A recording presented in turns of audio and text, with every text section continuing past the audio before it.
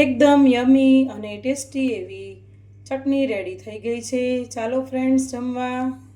Hello friends, Radhe Radhe, જય દ્વારકાધીશ, જય માતાજી. Welcome back to Jignaba kitchen. તો ફ્રેન્ડ્સ, જિજ્ઞાબા કિચનમાં આજે બનવા જઈ રહી છે મસ્ત મજાની ધાણા, એકદમ ગ્રીન એવા ધાણા, એકદમ ગ્રીન એવો ફુદીનો અને મસ્ત મજાના રેડ એવા એટલે કે લાલ એવા મરચાંની ચટણી. અને આપણે જે પાણીપુરીના પાણી માટે પેસ્ટ રેડી કરવાની છે, ધાણા, ફુદીનો અને લાલ મરચાંની પેસ્ટ આપણે ફ્રોઝન કરીને ફ્રીઝરમાં ડીપ ફ્રીઝ કરી દઈશું. તો તે પણ હું બનાવવા જઈ રહી છું. તો ફ્રેન્ડ્સ, સૌથી પહેલાં આપણે ધાણા, ફુદીના અને મરચાંની જે પાણીપુરી માટે પેસ્ટ છે તે રેડી કરી લેશું. તો ચાલો ફ્રેન્ડ્સ, હવે આ બધું જ વોશ કરીને પછી આપણે મળીએ.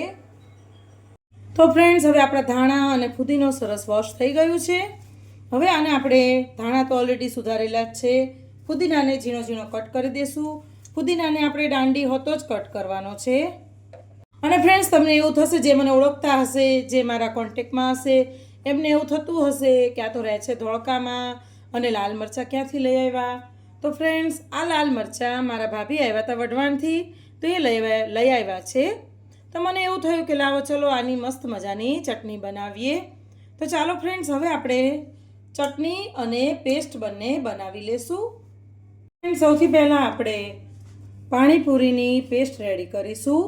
તો તેના માટે મેં અહીંયા 3 લાલ મરચાં સુધારીને લઈ લીધા છે. અને હવે બીજો આપણે ફુદીનો ડંડલ હોતો જ કટ કરીશું.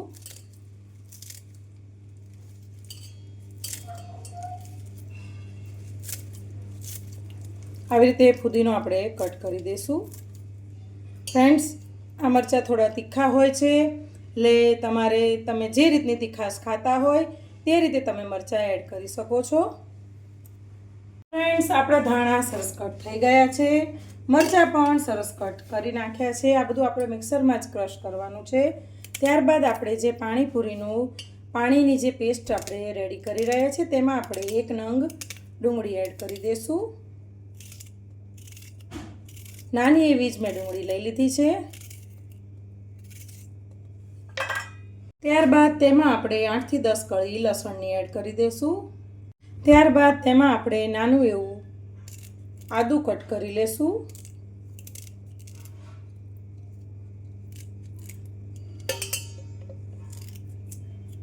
હવે આ બધી જ પેસ્ટ આપણે રેડી કરી લેશું. પેસ્ટ આપણે રેડી કરીએ ત્યારે તેમાં 1 લીંબુ નિતારી દેવાનું છે અને થોડું મીઠું એડ કરી દેવાનું છે. અને તેમાં મસ્ત મજાના બહુ બધા મારા ફેવરેટ ધોયેલા ધાણા એડ કરી દઈશું. ફ્રેન્ડ્સ, તમે પણ આવી રીતે પેસ્ટ બનાવીને રેડી કરી લેજો. ખૂબ જ સરસ પાણીપુરીનું પાણી તૈયાર થાય છે. તો ફ્રેન્ડ્સ, મસ્ત મજાની આપણી પેસ્ટ જે પાણીપુરીના પાણીની મારે બનાવવાની હતી તે બનીને રેડી થઈ ગઈ છે. ફ્રેન્ડ્સ, જોઈ શકો છો, આ પેસ્ટ 2 થી 3 મહિના સુધી ફ્રીઝરમાં સરસ રહે છે. હવે હું આની બોટલ ભરી લઈશ. તો ફ્રેન્ડ્સ, તમે પણ જરૂરથી આવી રીતે બનાવજો. તેમાં મેં થોડું મીઠું એડ કરી દીધું છે અને લીંબુ પણ મેં એડ કરી દીધું છે અને પાણી પણ થોડું થોડું હું એડ કરતી જઈને મેં આ પેસ્ટ બનાવી લીધી છે. અને હવે આને આપણે એરટાઈટ ડબ્બામાં ભરીને ફ્રીઝરમાં મૂકી દઈશું. તો આ પેસ્ટ 2 થી 3 મહિના સુધી સારી રહે છે. તો તમે પણ જરૂરથી ટ્રાય કરજો ધાણા, ફુદીનાની અને મરચાંની પાણીપુરીની પેસ્ટ. તો ચાલો ફ્રેન્ડ્સ, ફરીથી મળીશું નવી એક વાનગી સાથે જિજ્ઞાબા કિચનમાં. રાધે રાધે, જય માતાજી, જય દ્વારિકાધીશ. અને હા ફ્રેન્ડ્સ, મારી ચેનલને લાઇક, શેર અને સબસ્ક્રાઈબ કરવાનું ભૂલશો નહીં. અને મારા ફેસબુક પેજને પણ લાઇક કરવાનું ભૂલશો નહીં. ફ્રેન્ડ્સ, હવે આપણે બીજું બનાવી લેશું. જે ચટણી આપણે બનાવવાની છે તે હવે આપણે બનાવી લેશું. ફ્રેન્ડ્સ, તો તમને મેં પહેલાં આ રેસીપી બતાવી દીધી. હવે હું તમને ચટણીની રેસીપી બતાવીશ. તો ચાલો ફ્રેન્ડ્સ, હવે આપણે ચટણી બનાવી લઈએ. ફ્રેન્ડ્સ, ચટણી બનાવવા માટે મેં અહીંયા મસ્ત મજાનો ફુદીનો લઈ લીધો છે. હવે તેમાં આપણે ધાણા એડ કરીશું. ત્યારબાદ તેમાં આપણે 2 મરચાં કટ કરી લેશું.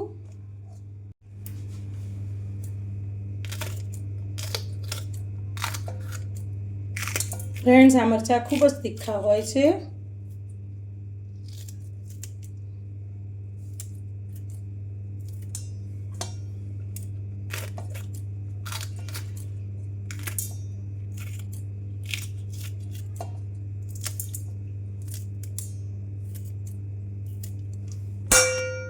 ત્યારબાદ તેમાં શિંગદાણા એડ કરીશું ફ્રેન્ડ્સ. ત્યારબાદ તેમાં આપણી પાસે જે નમકીન પડ્યું હોય તે તમે એડ કરી શકો છો. ગાંઠિયા તમે નાખી શકો છો, પણ મારી પાસે પાપડી છે, ગાંઠિયા નથી, તો હું તેમાં થોડી પાપડી એડ કરીશ. મેં અહીંયા મોળી પાપડી આવે છે તે લઈ લીધી છે.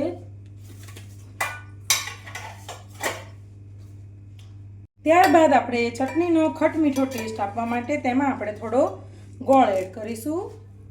ખાંડનો ઉપયોગ અમે ખૂબ જ ઓછો કરીએ છીએ ઘરમાં, તો ગોળ ફ્રેન્ડ્સ મેં નાખી દીધો છે.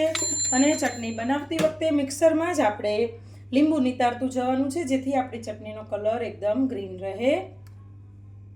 તો જો ફ્રેન્ડ્સ, મેં બધું મિક્સ કરી લીધું છે અને હવે આ બધાને આપણે પીસી લેશું. થોડું આપણે લસણ પણ એડ કરીશું. તો 8 થી 10 કળી આપણે લસણ પણ એડ કરી દઈશું. હવે બધું સરસ આપણે મિક્સ કરીને મિક્સરમાં ક્રશ કરી લેશું. ફ્રેન્ડ્સ, તમે પણ આવી રીતે ચટણી બનાવજો, ખૂબ જ સરસ ચટણી રેડી થાય છે. આ ચટણી પરોઠા, થેપલા, બ્રેડ બધા સાથે ખાવાની પણ ખૂબ જ મજા આવે છે. તો ફ્રેન્ડ્સ, રેડી છે આપણી ધાણા, ફુદીના અને લાલ મરચાંની ચટણી. ખૂબ જ સરસ સુગંધ પણ આવી રહી છે ફુદીનાની અને ધાણાની, અને મરચાંની તીખાશ પણ એવી ફર્સ્ટ ક્લાસ આવી ગઈ છે આપણી ચટણીમાં. જો ફ્રેન્ડ્સ, તેનો કલર પણ ખૂબ જ સરસ આવ્યો છે. અને હવે આપણી ચટણીમાં આપણે મીઠું એડ કરવાનું છે. મીઠું તમારે તમારા સ્વાદ પ્રમાણે એડ કરવું. આપણે થોડું પીસતી વખતે મીઠું એડ કર્યું હતું, તો ફ્રેન્ડ 1/2 ટીસ્પૂન જેટલું હું મીઠું અહીંયા એડ કરીશ. અને હવે મસ્ત રીતે મિક્સ કરી લેશું બધું.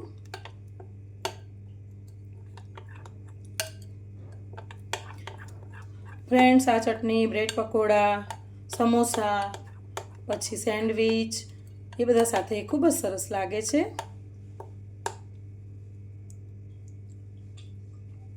બાજરીના રોટલા સાથે પણ એવી જ લાગે છે, બહુ મસ્ત લાગે છે. તો ફ્રેન્ડ્સ, તૈયાર થઈ ગઈ છે આપણી ચટણી. તો ફ્રેન્ડ્સ, તૈયાર છે આપણી ધાણા ફુદીનાની અને લાલ મરચાંની ચટણી. અને એક બાજુ આપણે પાણીપુરીનું જે પેસ્ટ રેડી કરીને મૂકી દીધી છે, પાણીપુરીના પાણીની, તે પણ રેડી થઈ ગઈ છે. તો ફ્રેન્ડ્સ, તમે પણ જરૂરથી ટ્રાય કરજો અને મારી ચેનલને લાઇક, શેર અને સબસ્ક્રાઈબ કરજો. અને હા ફ્રેન્ડ્સ, જિજ્ઞાબા કિચનમાં હવે બીજું શું બનવા જઈ રહ્યું છે તે તમારે જોવું હોય તો મારી ચેનલને લાઇક, શેર અને સબસ્ક્રાઈબ કરજો. મારા ફેસબુક પેજને પણ લાઇક, શેર અને સબસ્ક્રાઈબ કરજો અને મારા વિડીયોને આખો જોજો. તો ફ્રેન્ડ્સ, ચાલો ફરીથી મળીશું જિજ્ઞાબા કિચનમાં. રાધે રાધે, જય દ્વારકાધીશ, જય માતાજી.